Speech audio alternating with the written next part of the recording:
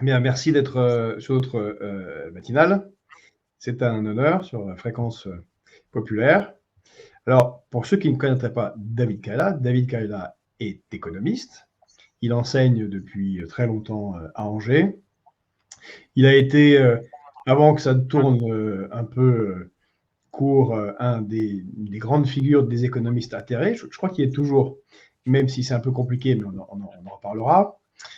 Auteur de nombreux ouvrages, dont le dernier fondamental dans la période que l'on connaît, qui est Déclin et chute du néolibéralisme, que vous voyez là à l'écran.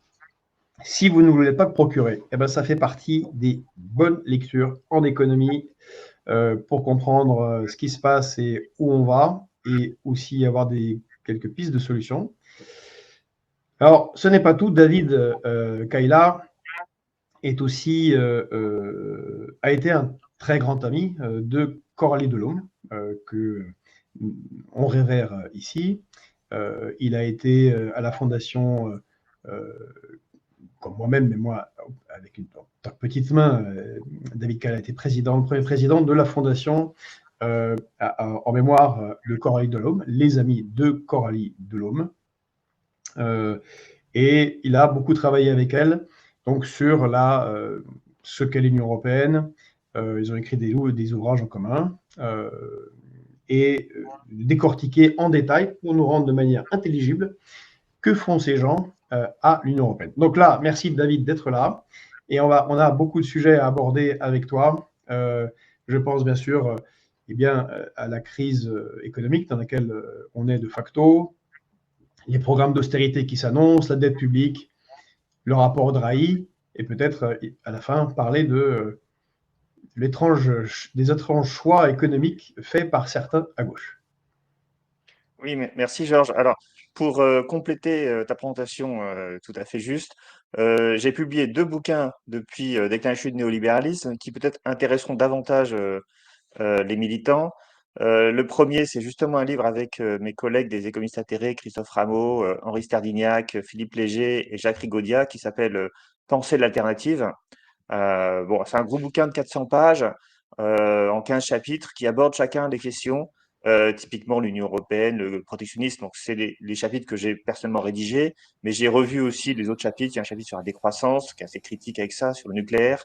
Voilà, donc vous serez en terrain, comment dire, connu, hein, puisque on a à peu près les mêmes approches que vous sur les questions économiques. Et puis, tout dernièrement, là, il y a même pas un mois, 3 semaines, je viens de sortir un nouveau livre qui est encore plus facile à lire que les autres. Je le mets ici. Il est impossible de le voir parce que c'est inversé, mais Non, mais la régie va le mettre en ligne. On va la trouver. gauche peut-elle combattre le néolibéralisme? Et ça fait référence aussi à ce que tu disais tout à l'heure, Oui. c'est-à-dire la difficulté qu'a la gauche à proposer un programme cohérent. Donc en fait, c'est vrai que et c'est vrai aussi pour penser l'alternative d'ailleurs, hein. C'est-à-dire ces 2 ouvrages sont des ouvrages beaucoup plus politiques que Déclin et chute du néolibéralisme, qui est plutôt un ouvrage qui s'adresse aux économistes et aux théoriciens du néolibéralisme. Alors, ça reste accessible hein, pour le grand public, mais voilà, je pense que il faut pas juste étudier le néolibéralisme en général, il faut aussi essayer de comprendre comment il influe sur les politiques publiques et de ce fait, quelle politique publique pourrait le remettre en cause. Et l'une des choses sur lesquelles, voilà, merci, c'est oui, alors c'est pas la 4e couverture, c'est la couverture, hein, c'est un format un peu particulier. Donc l'une des choses d'ailleurs qui finalement est un peu au cœur de ton propos, ce que tu disais sur le fait que nous sommes à gauche, que nous avons beaucoup de mal à contrecarrer vraiment le néolibéralisme parce qu'on ne s'intéresse pas suffisamment à la production, parce que finalement on considère que la gauche a une vocation première de redistribuer les richesses. Or moi je pense que la gauche c'est d'abord le socialisme. En tout cas je reste partisan de cela. Alors le socialisme on peut mettre plein de choses derrière, hein, mais ça veut dire le contrôle des moyens de production. Ça ne veut pas dire juste redistribuer, laisser les riches faire de l'argent et ensuite redistribuer cet argent aux classes populaires. En fait, en faisant ça, on ne change pas le système. On fait en sorte Ça, c'est le simplement que ce ruissellement, soit en fait. plus supportable. Pardon? Ça, c'est le ruissellement. Laisser les moyens de production Alors, et puis récupérer un peu pour distribuer. le ruissellement, c'est plutôt de dire que ça va se faire spontanément. Alors que Oui, quand on dit de la ah, c'est encore plus redistribution, délirant. on veut faire obliger, on va dire, le ruissellement à aller vers les catégories populaires. Mais de toute façon, ça laisse l'essentiel des rouages de l'économie aux capitalistes, c'est-à-dire aux gens qui possèdent les moyens de production et qui en font ce qu'ils veulent. Et parfois, ils font des choses catastrophiques. Enfin, juste pour, puis enfin, je vais pas être trop long, mais la semaine dernière, on a quand même appris que Sanofi allait revendre la marque Doliprane. Donc c'était un peu l'élément par lequel j'introduisais cette réflexion sur la gauche qui ne fait que redistribuer. Euh, c'est quand même incroyable qu'on sort du Covid, on voit qu'il y a des pénuries de médicaments en France, que Sanofi n'a pas été capable de faire un vaccin alors que c'est quand même un des leaders mondiaux. Pourquoi? Parce que simplement, ils n'ont pas développé les technologies, ils ont abandonné la recherche, ils ont essentiellement délocalisé et augmenté leurs marges financières. Et face à cet échec de l'industrie pharmaceutique française, c'est quand même un des points forts de l'industrie française historique, Oui. face aussi à, voilà, comment dire, aux dérives totales de Servier qui a quand même empoisonné des dizaines de milliers de personnes avec un médicament qui, en fait, leur détruisait le cœur. On n'est pas capable à gauche, ne serait-ce que simplement comment dire, de porter l'objectif de nationalisation au moins d'une, voire des deux entreprises pharmaceutiques. Je veux dire, c'est quand même incroyable qu'on ne parle plus du tout de contrôle des moyens de production. Et là, en l'occurrence, on a quand même deux entreprises qui ont failli parce qu'elles n'arrivent plus à approvisionner la France en médicaments, parce que quand elles n'empoisonnent pas leurs consommateurs, quand elles font pas, enfin, Servier, c'était juste une logique aberrante. C'était, on corrompait les médecins pour qu'ils puissent prescrire le Mediator en leur faisant croire aux médecins, en leur donnant des fausses informations. Hein, vous savez que les entreprises pharmaceutiques envoient des représentants de commerce auprès des médecins, invitent les médecins à entre guillemets des stages de formation à Tahiti et je ne sais où. Hein, donc c'est une forme de corruption en réalité pour vanter certains médicaments qui en fait ne sont pas sérieux sur le plan pharmaceutique. Voilà, donc Non, tu as je tout à pense fait que raison, c'est un sujet central. Je me souviens qu'on avait déjà, enfin, j'avais déjà alerté en 2019, j'avais écrit un papier dans Le Monde sur les. Et à l'époque, il y avait 350-400 médicaments en pénurie régulière, dont une quinzaine de médicaments critiques.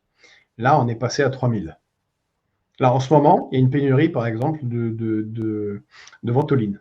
Donc pour tous ceux qui sont asthmatiques, qui ont des bronchites, bronchites asthmatiformes, surtout les enfants, c'est une galère colossale. Et voilà, et c'est régulièrement comme ça. Effectivement, rien n'a été fait après le Covid. Et puis comme c'est écrit, on a énormément de commentaires. Hypatie qui nous écrit qu'il abandonne la recherche, mais en plus ils reçoivent le CIR, les crédits impôt recherche, en délocalisant les centres de recherche aux États-Unis. Bon là, vraiment c'est complètement débile. Mais effectivement, on est très très peu à proposer la nationalisation ou la création d'un pôle du médicament public, même qui pourrait aller concurrencer le privé. En plus, c'est pas interdit par les règles européennes de nationaliser, hein. Je veux dire, on va en parler parce que la question européenne est évidemment une question qui empêche beaucoup de responsables politiques de faire des choses. C'est-à-dire que, voilà, les contraintes européennes sont extrêmement fortes et vous le savez très bien. Euh, euh, enfin, vous le savez très bien. Néanmoins, la nationalisation, en fait, est possible. Le droit européen ne s'oppose pas à la nationalisation. Alors, il s'oppose à des nationalisations qui seraient pour sauver les entreprises qui auraient fait défaillance, mais ce n'est pas le cas de Sanofi ni de Servier. Donc, on pourrait tout à fait, d'ailleurs, le dernier à avoir nationalisé, enfin, il y a deux gouvernements qui ont nationalisé. D'abord, Macron, il a racheté les dernières actions d'EDF, hein, puisque, souvenez-vous, l'année dernière, bah, alors c'était encore une entreprise publique, mais il y a une partie du capital qui était sur les marchés financiers, et ben, on a racheté, on a nationalisé à 100% EDF. Et puis le dernier qui a vraiment fait une vraie nationalisation, c'est la nationalisation d'Alstom par Sarkozy. Donc c'est la droite en fait qui arrive à nationaliser. Et la gauche, moi j'ai relu le programme du NFP. Il n'y a rien sur la nationalisation de l'industrie pharmaceutique. Et en fait, il n'y a rien euh, vraiment de stratégie pharmaceutique. Je veux dire, alors qu'on est en pénurie de médicaments. Et le programme du NFP, c'est pas un programme qui a été conçu il y a 5 ou 6 ans. C'est un programme qui date de cet été quand même. Et ça, je trouve que c'est quand même un peu embêtant de voir que la gauche, du coup, alors qu'est-ce qu'ils disent? Bompard, la semaine dernière, bah, en fait, son propos, c'est de dire, regardez, les pauvres étudiants, il faut leur donner le ticket repas à 1 € et leur donner des allocations à tous les étudiants. Bon, alors, et ça, c'est dans le programme du NFP. Alors moi, je pense qu'il y a un vrai sujet de la misère étudiante, mais d'une part, c'est pas qu'une question de donner des sous aux étudiants, parce qu'il y a des bourses qui existent. Le problème, c'est que si on commence à étendre les bourses à tous les étudiants, bah, on va en donner à ceux qui n'en ont pas du tout besoin. Donc, est-ce que c'est vraiment de l'argent bien placé? Donc, on pourrait peut-être plus augmenter les bourses pour des étudiants qui ont vraiment ces besoins. Et puis surtout, le problème des étudiants aujourd'hui, c'est le logement. Et il faut construire des résidences universitaires. Il n'y en a pas du tout assez. Et ça c'est un problème, mais sauf que c'est la production d'un service public. Finalement, plutôt que de produire des services publics, on préfère mettre de l'argent dans des allocations et les étudiants vont se débrouiller dans le marché privé. C'est quand même, enfin, je suis désolé, l'État n'est pas là pour rendre rentables les appartements que les investisseurs ont produits. L'objectif de l'État, c'est de produire des biens publics qui vont servir à des études, à des personnes qui sont en situation, effectivement, dans les études en master, bah, il faut souvent qu'on change de ville, et c'est tout à fait normal. Donc, on a un problème de logement. Aujourd'hui, le logement, c'est un énorme problème dans les métropoles. Et plutôt que de chercher à donner des allocations et des APL, alors, il faut bien sûr aujourd'hui, au moins de manière transitoire, donner des APL, mais surtout construisons des logements pour les étudiants de manière à permettre de faire des études. Et ces logements, bah, ils serviront toujours justement aux étudiants. Et ils ne serviront pas, comment dire, et ça permettra de libérer des logements aussi sur le parc privé, finalement. Donc tout le monde est gagnant dans cette histoire. Bref, la question est où doit aller l'argent? Quelle est la stratégie des politiques publiques? Alors, on a pas mal de commentaires, ça intéresse. On a plusieurs qui ont écrit, comme Happy Fouchoku ou Stéphane Chamignon, que nationalisation est devenue un mot tabou, sauf quand il faut socialiser les pertes bancaires ou casino de la bourse. On nationalise les pertes et on privatise les gains. Il y a Hypatie qui nous dit qu'il y a une base de données publiques, transparence, santé, qui rend accessibles les infos concernant les conventions, les rémunérations, les avantages liant les entreprises et les acteurs du secteur de la santé. Alors pour revenir à ce que tu disais, on a tous lu l'article, je ne sais plus où est-ce qu'il a publié, de ton compagnon Henri Sterdignac, compagnon des économistes atterrés, qui a participé à fonder, dont il a été viré. Bon, ouais, peut-être qu'on aura le temps d'en parler. Enfin, chassé du conseil d'administration, parce qu'il était sur une ligne, si j'ai bien compris, trop républicaine et trop keynésienne. Bon, justement, je pense que ça rejoint ton sujet. Et il a écrit un article qui a été remarqué, qui critiquait le programme du NFP en disant que c'est pas très sérieux. Mais il l'a fait après en disant, bah, je voulais pas, je veux pas tirer sur la gauche, alors c'était un moment d'affrontement du Rassemblement national, mais en gros, il disait que en fait, ça ne va pas du tout, et ça ne va pas du tout principalement parce que a été perdu le rapport à la production, en fait. Et toi, tu as écrit, tu as fait un tweet, tu as écrit, bah, C'est je un le petit lis. article que j'ai écrit dans Ouais, le temps. Alors, Sterdignac, il a écrit son article dans son blog. C'est ouais, là où il publie régulièrement son blog à Mediapart, parce qu'il a un blog Mediapart. c'est ça, Et moi, je publie souvent dans le temps des ruptures. c'est ça. Voilà, et donc c'est dans le temps des ruptures, effectivement, j'ai fait un petit édito, c'est ce qu'on m'avait demandé, sur la gauche qui, effectivement, qui préfère donner des allocations redistribuées plutôt que de changer le système productif. Donc là, tu avais écrit redistribuer de la richesse ou transformer le secteur productif. Plus personne à gauche, et surtout pas les radicaux, entre guillemets, de LFI, n'a de projet pour peser sur les structures économiques. Et c'est un vrai problème. Alors qu'effectivement, avant, à gauche, bah, même c'était trop. C'était l'industrialisation, c'était les peurs paniques des communistes que les forces productives cessent de croître. Enfin bref, c'était ça le cœur. Et maintenant, en fait, ça a disparu, comme tu le constates. Oui. Ben, en fait, ça n'a pas disparu qu'à gauche, parce que, en fin de compte, le néolibéralisme, c'est quoi? Parce que je suis obligé d'y revenir régulièrement, parce que c'est un mot, c'est un concept qui est pas si simple à comprendre, parce Mais je qu'il a t'en été prie, tu es là pour ça, on a le temps. voilà, il a été utilisé un peu à tort et à travers. Donc, c'est mettre l'État au service du marché. Alors, ça, c'est la définition générale. Concrètement, ça veut dire un certain nombre de choses. Ça veut dire avoir une politique monétaire non inflationniste, parce que l'inflation déstabilise le marché. Ça veut dire avoir des politiques budgétaires qui vise à l'équilibre budgétaire. Alors, même si en fait on n'y arrive pas, mais on a quand même toutes ces règles qui contraignent les budgets publics, parce que sinon ça déstabilise les marchés financiers, hein, parce que en gros l'État quand il emprunte, il emprunte en prélevant sur l'épargne, et donc ça fait qu'il y a moins d'épargne disponible pour le secteur privé. Ça veut dire organiser la libre concurrence, entre guillemets libre, hein, puisque on va mettre des autorités de la concurrence, etc. Ça veut dire favoriser le libre échange.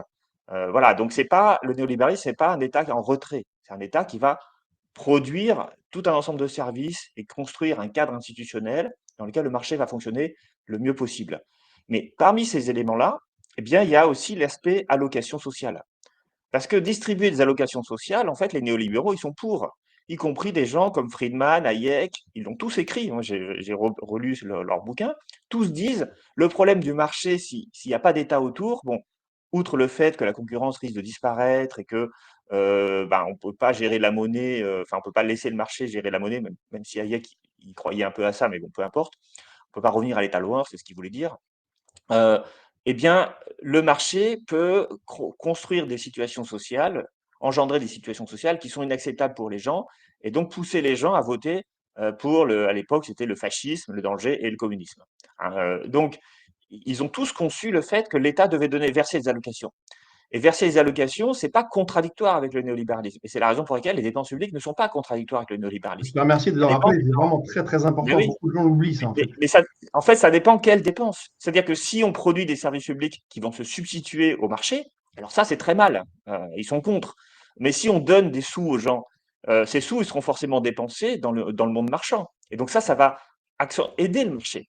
Et de la même façon, les politiques macronistes, c'est des politiques qui visent à donner des sous ou des aides aux entreprises pour les aider justement. Alors, on pourrait dire que ça fausse un peu la concurrence, mais en fait, ils ne le font pas dans un cadre anticoncurrentiel, puisque le principe des aides publiques aux entreprises, c'est finalement des baisses de fiscalité, ce qu'on appelle les dépenses fiscales, et ça va toucher y compris les entreprises étrangères. Hein, donc, ça ne fausse Et pas c'est la toute la concurrence. logique aussi des chèques, chèques culture pour les jeunes, chèques, Voilà. chèques Alors, pour essence, les chèques gens, truc, bref, alors, distribution. C'est un peu c'est Rome. très, C'est Rome avec la plèbe. Mais alors, c'est très vrai, c'est d'autant plus vrai que Friedman et Hayek étaient au moins d'accord sur un truc, enfin, ils étaient d'accord en général, hein. Friedman a expliqué qu'Hayek, c'était la personne qui allait le plus influencer. Donc Hayek, c'est un économiste britannique d'origine autrichienne, et Friedman, c'est un économiste américain, mais ils étaient tous deux enseignants à l'université de Chicago au début des années 50, et Hayek a été président de la Société de Montpellerin, qui est vraiment le cœur du néolibéralisme, et Friedman était l'un des représentants, puis il a été lui-même président de la Société du Mont Pèlerin. Bref, ce sont des gens qui se connaissent très bien, et Qui très, a très plus vite, tard ils ont... abouti au Bilderberg Group. Pardon? La Société du Ah, mais je connais pas, Mont-Pèlerin, moi. par la suite, s'est transformée, est devenue le Bilderberg Group. Eh bien, Euh, elle existe toujours, la Société du Mont Pèlerin. ah oui, ils sont Alors, pas. elle a perdu beaucoup en influence, mais elle existe toujours, hein. D'accord, d'accord, d'accord. Il y a un site internet et tout. Donc, alors, pour revenir sur la question des chèques, leur grande idée à tous les deux, c'était le chèque éducation. Parce que, en tant que libéraux, ils peuvent pas être contre l'éducation des gens. C'est-à-dire, ils peuvent pas dire supprimons le service public, enfin supprimons l'éducation obligatoire, parce que les libéraux, bah, ils pensent que l'individu doit être éduqué, ne serait-ce que pour devenir un bon travailleur. Donc ils peuvent pas supprimer les aides d'État à l'éducation. Mais dans ce système, il y a deux systèmes possibles. Le premier, c'est le système qu'on a en France, l'école publique. Alors, on a malheureusement en France pas que l'école publique, on a aussi l'école privée subventionnée. Eux, ce qu'ils disent, c'est tout ça va créer un enseignement monolithique. Il faut beaucoup mieux organiser un marché de l'éducation. Et donc, au lieu de verser de l'argent à l'éducation nationale, eh bien, versons directement l'argent aux ménages, et les ménages pourront acheter les services d'éducation sur le marché. Et donc, c'est ce qu'on appelle l'échec éducation. Et l'objectif, c'était de transformer l'éducation en marché. Et alors, en fait, tout ça ne coûte pas moins cher. En réalité, on peut même dire que ça coûte plus cher, parce que l'organisation de la concurrence fait qu'il y a des frais de commercialisation, il y a, enfin, la concurrence coûte cher, en fait. On le sait, par exemple, quand on regarde l'usage de l'argent, enfin, le taux de remboursement sur les cotisations versées par les mutuelles privées, hein, et la sécurité sociale. On sait que la sécurité sociale, bah, comme c'est un monopole, elle n'a pas, enfin, et comme elle connaît tout le monde, eh bien, elle n'a pas beaucoup de frais de gestion. Les frais de gestion sont faibles. Les frais de commercialisation sont quasiment inexistants. Alors, pour les mutuelles privées, bah, c'est plus cher. Donc, ça veut dire que la concurrence, en fait, est peu efficace du point de vue de l'économie. Mais donc, il s'agit bien ici, non pas de distribuer moins d'argent, mais peut-être même de distribuer plus d'argent, c'est-à-dire d'avoir plus de dépenses publiques, mais un marché concurrentiel de l'éducation. Et ça, c'est en fait, si on veut comprendre ce que c'est que le néolibéralisme au fond, ben c'est ça. C'est pas un État qui n'intervient pas, c'est pas un État qui dépense peu, c'est un État qui va beaucoup dépenser, mais dépenser au service du marché. Et donc, il va raboter les services publics. Et là où je voulais en venir, c'est que Macron, eh bien, et Mélenchon, j'ai envie de dire, eh ben, c'est un peu pareil. Les deux, ils ont la même vision de l'État qui doit servir le marché quelque part. Alors, Mélenchon ne le dit pas comme ça. Bon, pour Macron, ça veut dire servir l'attractivité du territoire français. Donc, ça veut dire on va mettre beaucoup d'aides aux entreprises pour faire en sorte que ben, voilà, les entrepreneurs investissent davantage en France. Donc, on va essayer de maximiser les effets du marché. Et puis, pour Mélenchon et une partie de la gauche, c'est on va distribuer beaucoup d'allocations. Et puis, comme ça, ben, les gens, ils auront l'impression d'avoir plus de pouvoir d'achat et pourront davantage acheter. Et même le principe du pouvoir d'achat, c'est un principe qui est problématique à gauche. En fait, c'est le pouvoir de vivre qu'il faudrait mettre en avant, c'est-à-dire le fait qu'on puisse se Bien sûr. loger, se nourrir, s'éduquer, avoir accès aux biens culturels de la meilleure façon possible.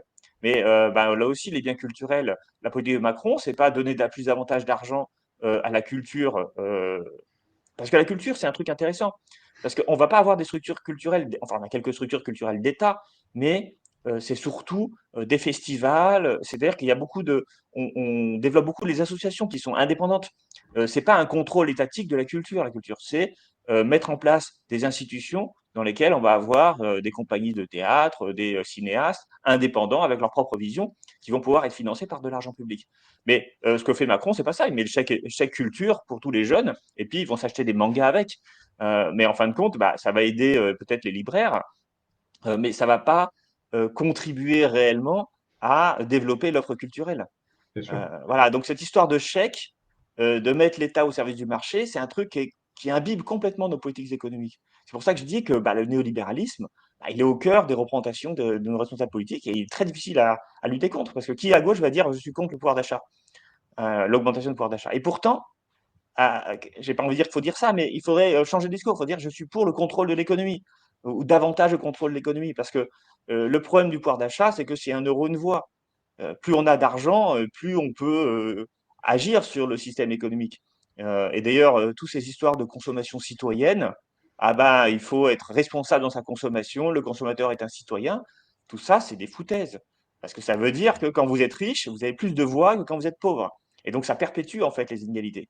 Donc, on a parfois un discours à gauche qui va tenter de moraliser la consommation et qui s'inscrit complètement dans la représentation néolibérale. Et Et qui je parfois termine sur devient, un truc, comme tu le dis, pardon, je termine juste sur un truc, le revenu universel, c'est la caricature de cela. C'est-à-dire les gens qui disent, eh bien, pour permettre c'est ce de que j'allais sortir dire du... en fait. J'allais parler de Benoît Hamon, de son revenu universel. Ah, on est au sommet de l'Everest, Voilà, néolibéral. c'est complètement se méprendre sur ce que doit faire la gauche. Et voilà, Benoît Hamon, effectivement, mais beaucoup d'associations, Oui, beaucoup de bah, gens c'est qui se lui. disent de gauche, ils disent on va changer la société en donnant aux gens plus d'argent.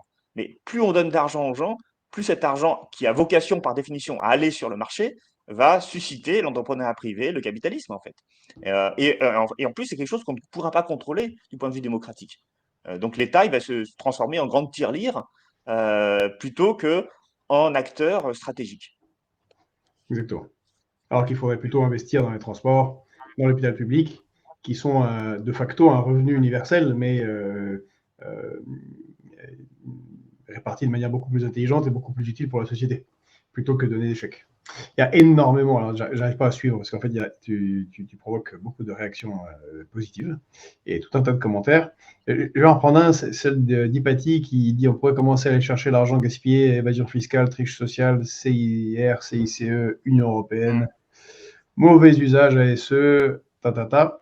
Pour te poser la question du sujet quand même, et qui est là, qui est le budget de l'État, où en est notre économie, est-ce qu'on est au bord de la faillite, est-ce qu'on risque une crise de la dette, est-ce qu'on découvre depuis maintenant plus d'un an que le gouvernement et Bruno Le Maire en particulier ont maquillé les comptes. C'était les comptes insincères, comme disaient les Mm. députés de droite, les sénateurs de droite. Le mensonge d'État, c'était même le terme utilisé. Et on a vu des dépassements qui étaient de 4,4% du PIB il y a un an, puis on est, je ne sais pas trop où on en est en fait, 7, non? On est arrivé à 7, je crois. Non, non, on n'arrive pas à Pas 7. encore? On est pour l'instant à 6,1, mais il reste encore un Ah, trimestre. d'accord, voilà, oui. Et comme ça dérape chaque trimestre, on va peut-être arriver à 6,5. Bon. Alors d'ailleurs, je peux peut-être y revenir parce que c'est une histoire de fou, hein, cette histoire de budget public. Alors d'abord, il faut dire une chose, la situation est grave. On ne peut pas se permettre d'avoir un déficit public de 6%. Moi, je ne suis pas le père austéritaire qui dit il faut l'équilibre des comptes publics. Mais il y a une règle en économie quand même, qui est que le déficit ne doit pas être supérieur au taux de croissance nominal de l'économie. Alors, le taux de croissance nominal de l'économie, c'est le taux de croissance réel plus le taux d'inflation. Aujourd'hui, on a une taux de croissance d'environ 1,1% en France aujourd'hui. L'inflation est à 2, donc globalement, si on a un déficit de 3%, ça va. On ne s'endette pas davantage. D'ailleurs, au passage, l'énorme déficit de l'année dernière, donc 2023, il a entraîné une baisse de la dette publique en pourcentage du PIB. Pourquoi? Parce que l'inflation était tellement élevée que malgré l'énorme déficit, eh bien, en fait, l'état financier de l'État s'est amélioré. Alors évidemment, on savait tous qu'en 2024, ça serait difficile à cause de la baisse de l'inflation. C'est-à-dire que si les déficits étaient élevés et que l'inflation baissait, eh bien là, on allait avoir du coup un taux de déficit qui allait être supérieur à 3%, et donc qui allait entraîner une augmentation de la dette publique française. Et donc là, on arrive à plus de 6.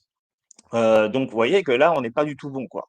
Et là, j'ai envie de dire, indépendamment des règles européennes, alors c'est pas grave si ça dure 1 ou 2 ans, mais on peut pas rester sur du long terme avec un déficit public qui excède, hein, le taux de croissance nominal de l'économie parce que, là, on pourrait arriver un jour en faillite. Alors la question est: pourquoi on en est arrivé là? Parce qu'effectivement, les députés, ils ont voté un budget en novembre 2024. Enfin, ils ont voté, pardon, il n'y a pas eu de vote, hein, il y a eu, souvenez-vous, le 49.3, comme tous les budgets de l'ère Macron 2. Et ce 49.3, eh bien, le budget prévu, c'était un déficit de 4,4%. Ce qui veut dire qu'après 5,3, je crois, eh bien, on baissait le déficit public et c'était pas mal puisque ça accompagnait en quelque sorte la baisse de l'inflation. Et puis en fait, on s'est aperçu très vite, et je pense que la dissolution n'est pas étrangère à cela, c'est-à-dire qu'en fait, on n'avait pas les informations, mais Macron, lui, devait les avoir au mois de juin quand il a dissous. C'est que ça a totalement dérapé, on pourrait arriver à 6,4, 6,5, c'est-à-dire à 2 points de PIB en plus en termes de déficit. Et alors pourquoi c'est arrivé? Parce qu'en fait, là, il y a un énorme problème, parce que il n'y a pas eu un écart de croissance énorme. Hein, le budget, je crois qu'il a été réalisé avec une croissance de 1,4%. On en est à 1,1, c'est ce que prévoit l'INSEE, j'ai vérifié quelque temps. Donc en gros, il y a un écart de croissance de 0,3%. OK, de 0,3 points. OK, voilà, on fait moins de croissance que prévu, mais ça ne veut pas expliquer un déficit qui est 2 points supérieur à celui qui était anticipé.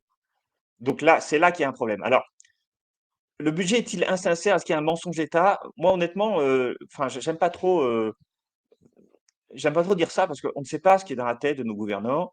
Enfin, si c'est un mensonge, il est vraiment débile parce que en fait, ça se voit. Donc, enfin, ça a pas beaucoup de sens. En réalité, je pense qu'il y a plutôt une incompétence d'État plutôt qu'un mensonge. C'est-à-dire que les services de Bercy ont fait des calculs qui étaient faux. Et alors, ces calculs, ils ont été faux sur un truc très particulier parce que en fait, ce qu'on n'arrive pas à prévoir, ce n'est pas les dépenses, c'est les recettes. Je veux dire, les dépenses, on sait combien on va dépenser. Au passage, d'ailleurs, le déficit de 6,5, là, qu'on va peut-être avoir, ou 6,4, qu'on va peut-être avoir à la fin de l'année, il se réalise alors même que Bruno Le Maire, au printemps, avait baissé de 10 milliards les dépenses publiques. Mais c'est pas les dépenses qui ont dérapé. Ce qui a dérapé, c'est les recettes. C'est-à-dire que Bercy n'a pas été capable, ou n'a pas voulu, ou n'a pas su, ou je ne sais quoi, d'évaluer correctement les recettes publiques. Et donc là, il y a un premier paradoxe, c'est qu'on a des recettes qui sont beaucoup plus faibles que prévues, et du coup, on répond à ça par la baisse des dépenses. Et alors qu'il faudrait en fait augmenter les recettes. Mais en fait, c'est ce qui va être fait, je vais y revenir. Donc déjà, le discours qui dit ah ben regardez, le déficit dérape, donc baissons les dépenses publiques, c'est un problème de dépenses publiques alors que c'est un problème de recettes, c'est un premier problème. Deuxièmement, qu'est-ce qui a été comme recette? Qu'est-ce qui rentre pas? Alors, d'une part, il y a des choses qui, pour le coup, étaient difficiles à prévoir. C'est que les Français, cette année, ils ont beaucoup épargné et peu consommé. Et vous savez que quand les Français consomment, eh bien, ça fait première source de recettes fiscales, c'est la TVA. Et donc, comme il y a moins de consommation et plus d'épargne, eh bien, il y a des recettes de TVA qui sont moins rentrées. Et ça, concrètement, on ne pouvait pas le prévoir parce que le taux d'épargne des Français, sur le long terme, il bouge très peu. Et là, en ce moment, il bouge. Alors, c'est peut-être lié à une baisse de confiance. Bon, là, je ne sais pas pourquoi c'est dû. Mais il n'y a pas que ça. Il y a des recettes fiscales, notamment qui ne rentrent pas, qui sont des problèmes de recettes la fiscalité des entreprises, l'impôt sur les sociétés qui ne rentre plus, et d'autres impôts. Par exemple, un truc, alors c'est pas lié au budget cette année, mais c'est au budget de l'année précédente. Que j'ai fait des recherches, j'ai aperçu que donc en novembre 2022, pour le budget 2023, les députés avaient voté des recettes fiscales en imposant une taxe sur les énergéticiens, hein, la taxe sur les surprofits. Elle devait rapporter, d'après les services de Bercy, 12,3 milliards d'euros. Alors c'était lié au fait que le prix de l'électricité avait énormément augmenté et tout un ensemble des énergéticiens qui n'avaient pas vu leur coût augmenter, parce qu'en fait, en France, on produit très peu avec du gaz. Donc, c'est parce que le prix du gaz augmente. Bien sûr, si on produit de l'électricité à partir du gaz et que le prix du gaz augmente, bah, évidemment, on a des coûts qui augmentent et la hausse des prix ne fait que compenser ce coût. Mais la plupart de la production d'électricité en France n'est pas liée au gaz. Et donc, on avait des prix qui ont explosé et on aurait dû avoir, du coup, des profits très élevés réalisés par certains producteurs d'électricité. Alors, pas EDF à cause de la reine, mais ça, vous en avez parlé tout à l'heure, bon, je ne vais pas y revenir. Mais donc, les Bercy prévoyaient 12,3 milliards de recettes, parce que les profits étaient considérables. Eh bien, à la fin, on a eu quelques centaines de millions. C'est un écart énorme. Je veux dire, c'est scandaleux que Bercy puisse dire aux députés, si vous votez cette taxe, voilà combien vous allez avoir de recettes, et que ces recettes disparaissent quasiment totalement à la fin, à l'exécution du budget. Et donc ça, depuis mars 2024, on sait qu'on n'a pas eu du tout les recettes espérées. Et ça, c'est un exemple, et il y en a d'autres comme ça. Alors, est-ce que c'est de la malhonnêteté? Bah, encore une fois, je ne crois pas, parce que c'est idiot, en fait, de faire ça. Je veux dire, c'est pas possible, les gens le voient. Je crois plutôt que c'est, alors, pas complètement de l'incompétence, mais c'est que la structure économique change. Et le comportement des entreprises change. Le comportement de ménage, on a vu, ils ont moins consommé. Bon, ça, on ne peut pas reprocher aux ménages grand-chose. Mais en fait, je pense qu'une grande partie des recettes des entreprises s'évadent fiscalement et qu'on ne contrôle plus ce qui est en train de se passer. Quand on voit les gigantesques, enfin les chiffres absolument astronomiques de l'Irlande, qui captent l'essentiel de l'activité, enfin qui en fait fait en sorte de localiser virtuellement une partie de l'activité des autres pays européens et même des Américains sur son sol pour en fait défiscaliser une partie des entreprises. Il y a tout un ensemble D'ailleurs, il y a un article du Monde là récemment qui expliquait que l'Irlande, enfin, c'est une vraie industrie, la défiscalisation irlandaise. C'est-à-dire qu'elles arrivent à détourner des dizaines, des centaines de milliards d'euros de richesses des autres pays et des richesses fiscales. Et donc ça, en fait, on ne sait toujours pas lutter contre ça. Et comme le processus s'industrialise, c'est-à-dire qu'il y a des acteurs qui prennent leur commission au passage, qui vont voir les entreprises et qui leur disent, écoutez, voilà, j'ai un moyen pour vous faire payer moins d'impôts, regardez, toc, toc, toc, et qu'on a la libre circulation du capital et qu'il n'y a plus aucun contrôle sur la manière dont les échanges se font avec l'Irlande, avec les Pays-Bas aussi, avec le Portugal, avec la Belgique, avec le Luxembourg. Il n'y a pas que l'Irlande qui fait ça, hein. Donc au total, tout ça fait s'effondrer les recettes fiscales de l'État et explique en grande partie voilà, le déficit. Mais bon, ben, est-ce que Bercy le dit? C'est là où il y a un problème politique. Pourquoi ils le disent pas? Bah, parce qu'ils sont super gênés, parce que c'est un problème européen. Parce que si on accuse l'Irlande, ce que les journalistes savent et que tous les gens spécialistes savent, mais si on le dit ouvertement, bon, écoutez, l'Irlande, vous êtes en train de nous tondre la laine sur le dos en toute impunité, c'est pas possible, on va arrêter ça. On pourrait faire ce que l'Allemagne fait, c'est-à-dire l'Allemagne, qu'est-ce qu'elle a fait là? Enfin, sur Schengen, elle a contrôlé à nouveau les mouvements de population à cause des attentats qu'il y a eu en Allemagne.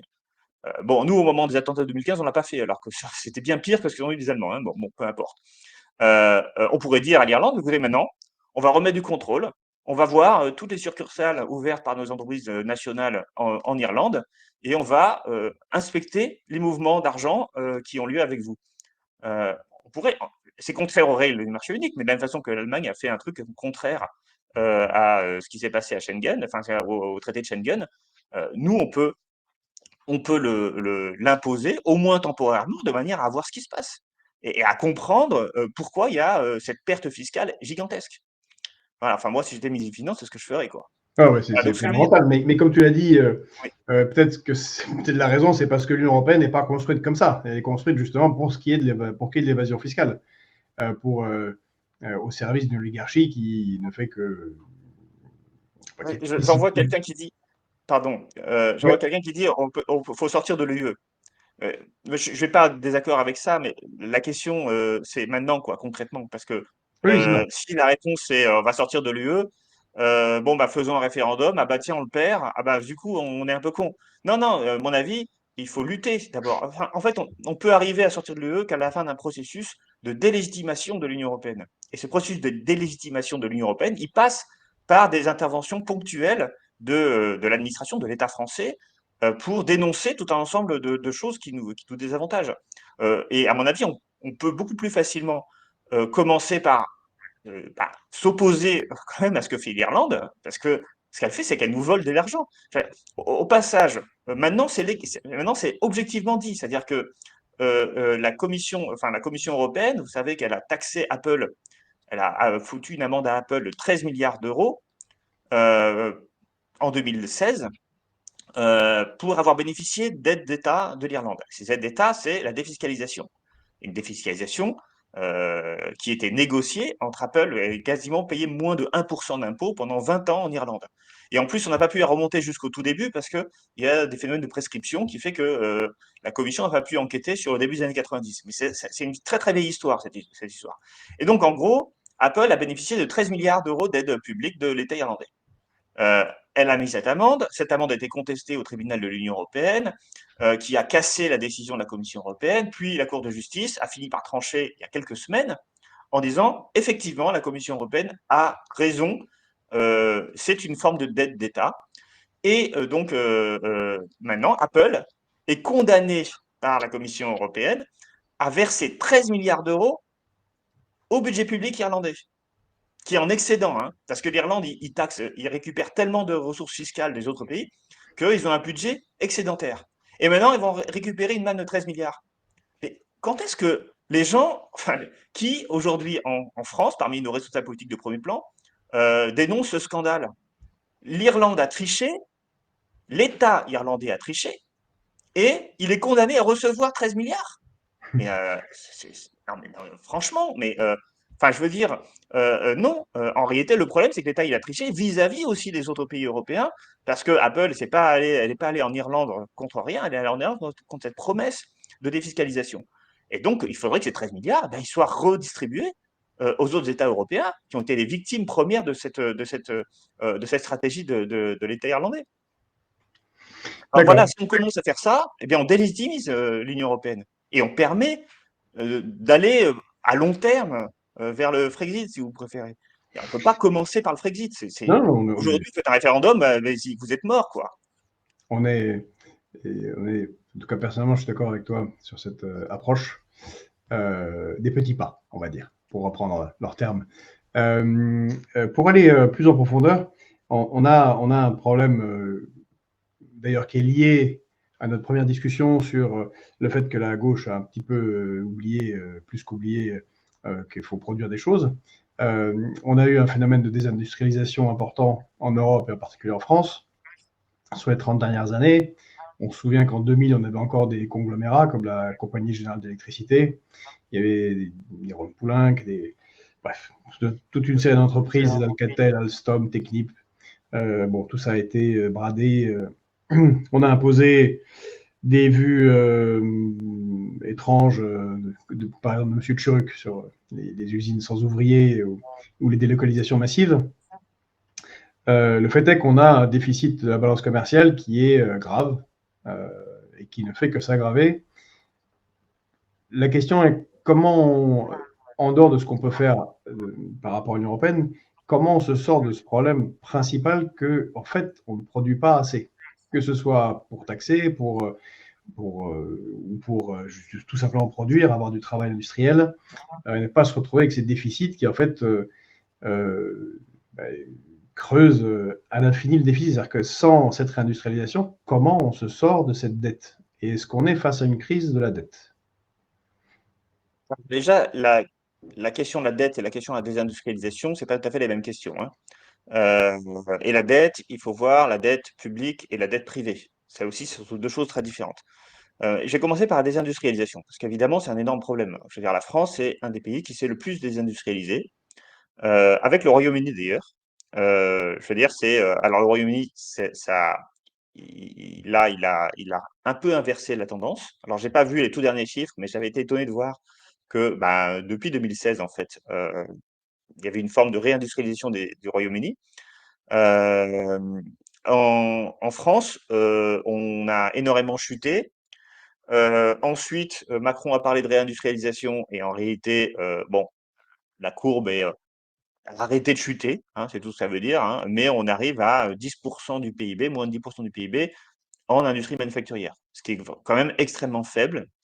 Et évidemment, la conséquence, c'est que ça engendre une dépendance accrue. Notre niveau de vie dépend des importations. Autre chose qui est pas assez soulignée, mais qui à mon avis est tout aussi dramatique, c'est le fait que c'est l'agriculture française qui s'effondre. Il s'effondre lentement, mais sûrement. Et là, c'est un problème de souveraineté alimentaire.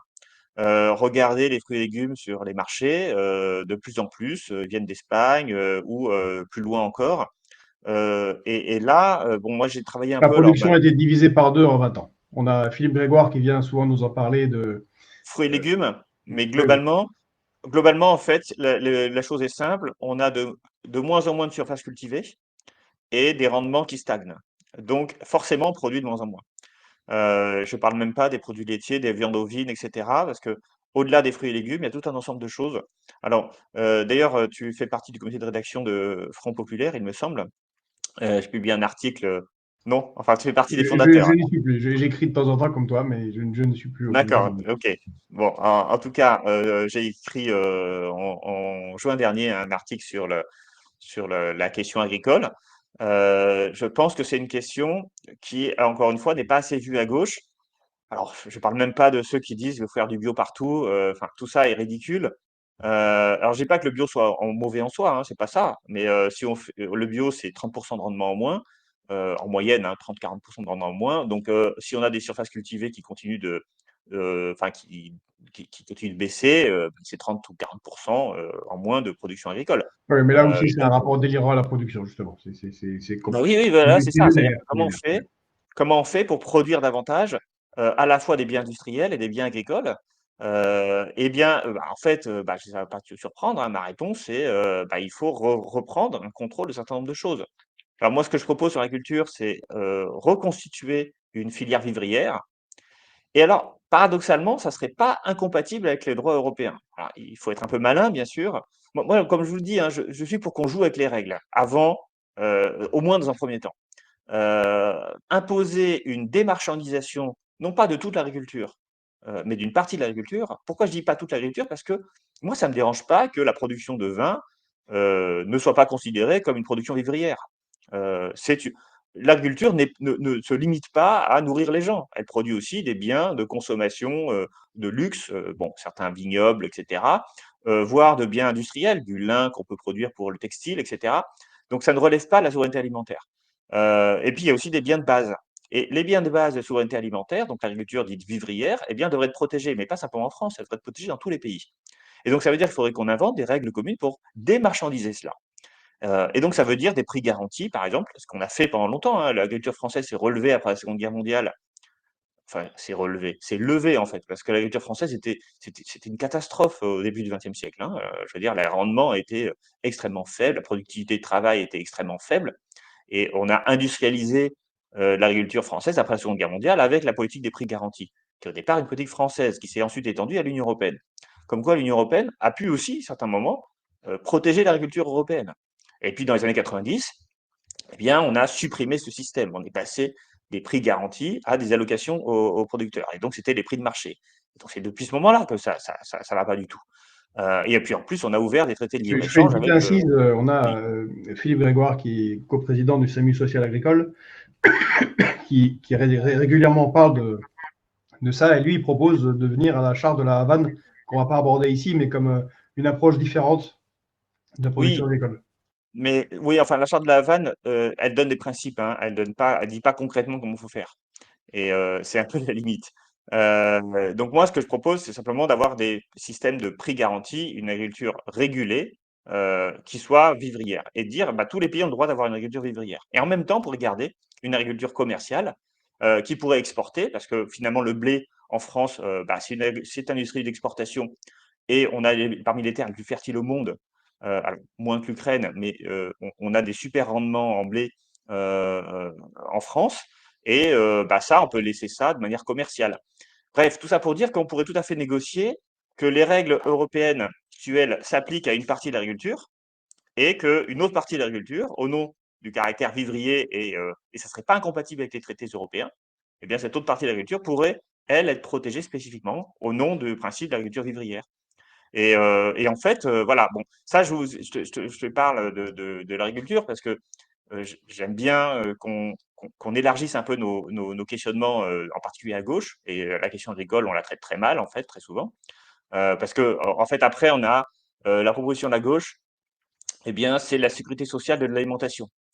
Alors que soutenue par, comment il s'appelle, le syndicat, la Confédération paysanne, et C'est puis tous les Frio qui mouvements de propose ça, gauche. non? Pardon? C'est Frio qui propose ça? Alors non, non, au départ, c'est inspiré de Frio, hein, mais c'est repris aujourd'hui par LFI, par la Confédération paysanne et par tous les mouvements, et puis par le Parti communiste, et cetera, enfin par tous les mouvements voilà, la gauche sociale. Mais en fait, c'est quoi la sécurité sociale de l'alimentation? C'est augmenter les cotisations sur les salaires et puis reverser aux gens de l'argent, enfin des bons d'achat, heu, au sein de communautés paysannes. Et ce problème, il y a deux problèmes. Alors, déjà, le premier problème, bah, c'est pas du tout incompatible avec le néolibéralisme. Ça aussi, parce que c'est un peu l'échec culture et tout ça, hein. Donc, quand on connaît un peu le néolibéralisme, on voit bien la magouille qu'il y a derrière. Mais au-delà de ça, euh, c'est en fait, ça s'adresse aux agriculteurs. Comme si aujourd'hui, les Français s'alimentaient avec des produits bruts qui émanent directement des champs. Mais en fait, aujourd'hui, non. Je suis désolé. Regardez ce que vous achetez, vous. Et enfin, on n'a pas le temps de faire la cuisine tout le temps, donc on achète des plats transformés. Et le fait d'avoir exclu les plats transformés, ça va en fait beaucoup peser sur les catégories populaires, parce que les familles avec enfants, parce que les catégories populaires, c'est aussi les gens avec des enfants, hein. Parce que quand on a des enfants, bien on baisse, on a son niveau de vie qui baisse mécaniquement. Et donc, quand vous avez deux ou trois gosses, eh bien, je suis désolé, vous n'allez pas faire la cuisine tout le temps, ou alors vous arrêtez de travailler et vous restez au foyer, et puis votre conjoint travaille pour vous. Ça, c'est le vrai modèle. Et le paradoxe, c'est que la gauche, elle défend quelque part implicitement ce modèle, puisqu'elle dit on va aider les classes populaires en leur donnant des chèques qu'ils peuvent utiliser dans des coopératives agricoles pour acheter des produits bruts. Mais, mais c'est absolument délirant. Non, en fait, ce qu'il faut, c'est accompagner effectivement une agriculture vivrière, mais qui inclut les transformateurs. Et permettre aux Français de faire ce qu'ils veulent faire, c'est-à-dire d'acheter des salades en sachet. Bah oui, regardez, depuis qu'avant, il y a 15 ans, on ne trouvait pas de salade en sachet. Et on s'embêtait tous à éplucher, à laver nos salades. Et ben maintenant, voilà, moi le premier, voilà, je continue, j'achète ça. Alors je sais que c'est l'industrie de transformation qui est derrière, mais en fin de compte, bah oui, bah, c'est plus pratique. Voilà. Et enfin, je veux dire, c'est complètement inapplicable ce genre de choses. Bon, pour en revenir à l'industrie, évidemment, le problème central, c'est le libre-échange, hein. Alors, vous avez quand même noté qu'il y a quand même un changement de philosophie un peu en Union européenne, puisque on vient de gagner une victoire qui est, à mon avis, très importante, même si elle n'est pas suffisante, qui est la taxation de 47% des véhicules chinois, des véhicules électriques chinois, malgré l'opposition de l'Allemagne, hein, et de quelques autres pays. Et la taxe, elle va arriver là maintenant, elle va arriver en novembre, hein, le 1er novembre, tous les L'Allemagne, véhicules. d'accord, c'est parce qu'elle craint la taxe retour que vont imposer les Chinois sur ces Évidemment, voitures allemandes qui se vendent déjà de moins en moins bien. bien sûr, l'Allemagne défend ses intérêts. À la limite, on ne veut pas lui reprocher. Mais nous, on défend aussi nos intérêts. Nos intérêts, c'est que les véhicules chinois puissent être surtaxés. Alors, vous avez noté qu'aux États-Unis, la surtaxe de Biden, c'est 100%, hein, donc c'est un doublement du prix du véhicule chinois. Nous, après de savants calculs et beaucoup de temps de négociations internes, on a fini par arriver à 47%. Alors 47%, en fait, c'est le cumul de deux taxes, hein. C'est pour ça que c'est un chiffre un peu bizarre. Je vois, c'est une taxe de 35% plus une taxe de 12%, un truc comme ça fait 47. Bref, donc on a cette politique qui change aussi dans l'Union européenne, mais qui évidemment est totalement insuffisante. On a eu d'ailleurs des changements sur la question des subventions pour les usines de batterie, parce que maintenant, on permet heureusement de subventionner la production de batteries électriques. Donc il y a quand même un changement léger des politiques européennes, mais qui, bien sûr, n'est pas, comment dire, ne change pas le problème du cas français. Parce qu'aujourd'hui, ce qui se passe, c'est qu'on délocalise en Bulgarie. Et ça, pour l'Union européenne, c'est très très bien, hein, parce que ça montre que les riches français vont pouvoir aider l'emploi en Bulgarie. Euh, voilà, on a beaucoup délocalisé en Pologne, et puis maintenant, voilà, on va. Alors pourquoi la Bulgarie? Parce que c'est vraiment là que les salaires sont les plus faibles en Europe, hein. Bon, bah, face à ça, la proposition de la gauche, c'est le SMIC européen. Et c'est une proposition absurde.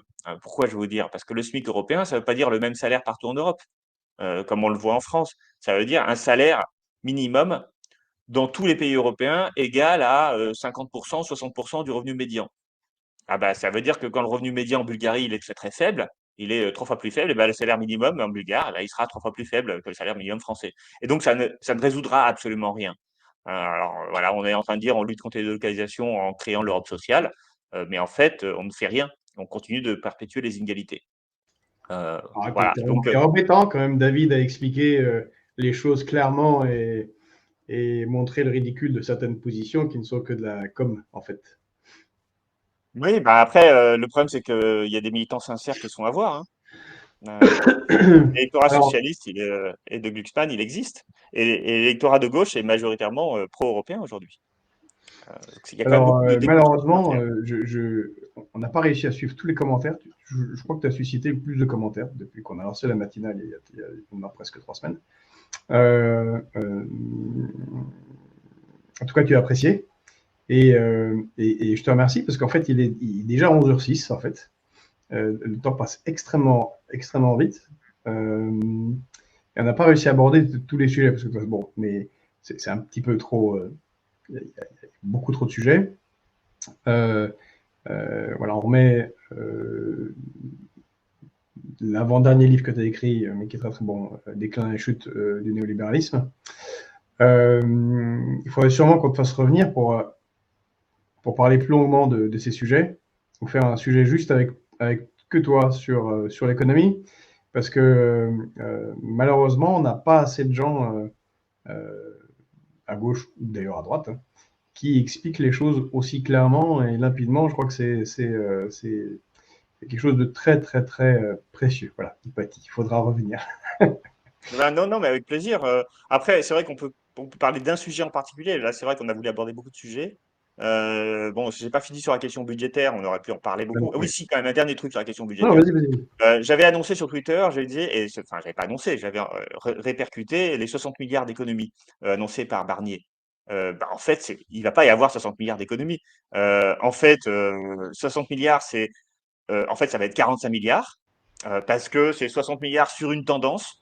Donc, autant dire que c'est pas 60, c'est 45. Et en fait, donc il avait dit 2 tiers de baisse de dépenses et 1 tiers de hausse de fiscalité. Et en fait, ce que j'ai compris maintenant, c'est que parmi les baisses de dépenses, il y a des dépenses fiscales. Donc, ça veut dire qu'il y a 1 tiers de baisse de dépenses publiques, 1 tiers de baisse de dépenses fiscales et 1 tiers de nouveaux impôts. Et donc, ça veut dire 2 tiers d'impôts en plus, en fait. C'est ça que ça veut dire. Donc, ça veut dire qu'on n'est pas à 60 milliards, on est à 45 milliards, 15 milliards, dont 15 milliards d'économies, ce qui est quand même important, il ne faut pas Oui. négliger, puisqu'on va supprimer des postes de fonctionnaires, etc. Et surtout 30 milliards de hausse de fiscalité. Et pas du tout, voilà, dont une partie par des hausses d'impôts et d'autres une partie par une baisse des dépenses fiscales. Cette histoire de dépenses fiscales, c'est quand même un vieux gag. Stardignac, d'ailleurs, sur Twitter, l'avait dit. La baisse des dépenses, est-ce que ça inclut les dépenses fiscales? Bah, à l'époque, on n'avait pas de réponse, mais maintenant, on a des réponses. Mais du coup, ça nous rassure, parce qu'augmenter la fiscalité des entreprises et des riches, ça ne pèse pas beaucoup sur la croissance économique. Ce qui veut dire que moi, je disais, si on fait vraiment 60 milliards d'économies telles que c'est, bah, on va avoir forcément une récession l'année prochaine. Mais si c'est, alors on verra ce qui sera voté à la fin, hein, enfin ce qui passera en 49.3. Hein. Rassurez-vous, il n'y aura pas de vote, mais il y aura quand même des amendements et des changements dans la discussion parlementaire. Bon, si ça reste le projet de Barnier, finalement, c'est pas le pire. Hein. On pourrait échapper à la récession parce que finalement, l'essentiel de rééquilibrage se fera par la hausse de la fiscalité de ceux qui ont été énormément avantagés par Macron. Donc voilà. On n'est pas encore en récession, hein, selon toi. On n'est pas Euh, loin, mais alors, au dernier trimestre, l'INSEE prévoit une récession de 0,1%, mais techniquement, une récession, c'est quand on a 2 trimestres consécutifs de décroissance. Et voilà, je ne sais pas. On pourrait être en récession si on est encore à -0,1, -0,2 au premier trimestre 2025. Mais en tout cas, si on fait juste 15 milliards d'économies de dépenses, euh, je ne crois pas qu'on sera en. Enfin, on sera peut-être en récession, mais ça ne sera pas forcément dû à ça. oui, bien Ça sûr. sera peut-être dû à la situation allemande, internationale et à Mais d'autres. il y a la récession en Allemagne, il y a la récession en Oui, Grande-Bretagne, oui, et puis on a une perte de. Enfin, on a quand même un nombre de oui. fermetures d'entreprises qui est. Bon, qui a Oui, oui, bien sûr. Donc, une montagne je n'exclus pas. devant nous dont personne ne parle non plus, qui est catastrophique. Je n'exclus pas une récession, mais en tout cas, elle ne sera pas due à la Oui, politique oui, bien budgétaire. sûr. Voilà. Enfin, en tout cas, la politique budgétaire, elle ne va pas favoriser la croissance, on est d'accord, hein, mais elle ne va pas, à elle toute seule, nous plonger dans la récession. Bon, écoute, malheureusement, on va falloir qu'on te quitte. Et Happy Fukushu écrit merci beaucoup, c'était extrêmement intéressant, très clair et sur des sujets que l'on n'entend pas assez. Et je crois que c'est l'avis général qui ressort. Et c'est effectivement fondamental parce que Hypatie dit l'économiste atterré va expliquer qu'ils avaient invité les politiques pour parler 1 heure d'économie. Au bout de 15 minutes, ils séchaient. Même Jean-Luc Mélenchon sorti du blabla. Et oui, c'est bien le problème. Et voilà, sont des questions sérieuses et qu'il faut aborder avec sérieux. Et je crois que c'est ce que les Français aussi attendent de politique, en particulier dans une période de crise, de proposer une voie alternative qui ne soit pas faite de blabla. Et en tout cas, je te remercie pour tout ça. On va se procurer aussi le dernier ouvrage dont tu as parlé, qui a une tête de 4e de couverture. Voilà. La gauche peut-elle combattre le néolibéralisme? Voilà. Alors, il se trouve, pour une raison indépendante de ma volonté et de celle de l'éditeur, il est impossible à trouver sur Amazon, hein. Mais il se trouve dans pas mal de librairies. Ah, bah, commander en librairie. Voilà. Voilà. C'est très bien de ne pas acheter sur Amazon, après tout, quand on est Exactement. patriote. Bon, ben merci David, et à très Merci très à toi. bientôt, si tu veux bien. Merci d'avoir été À là, c'était bientôt. très très utile. Merci. Au revoir. Au revoir.